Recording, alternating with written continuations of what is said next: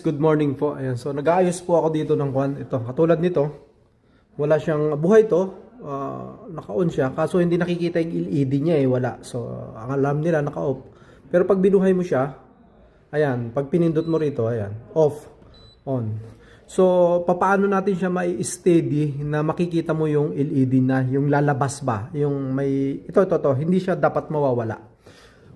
So ganito po ang gawin nyo. Punta kayo ng function. Ito. Function. Ayan, hanapin yan. Ikot, ikot, ikot, ikot, ikot. Ayan po, yung tinatawag na light. Tapos i-enter nyo. Ayan. So, yan na po yan. Itong LED na to ay never na siyang mawawala. At paano naman siya tanggalin? Kasi kuminsan, halimbawa, katulad kanina, ibalik natin. So, function lang kayo.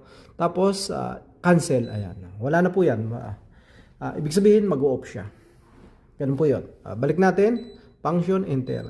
Ayan po. Itong LED na to ay hindi na siya mawawala. Yan po yung ating tutorial ngayon.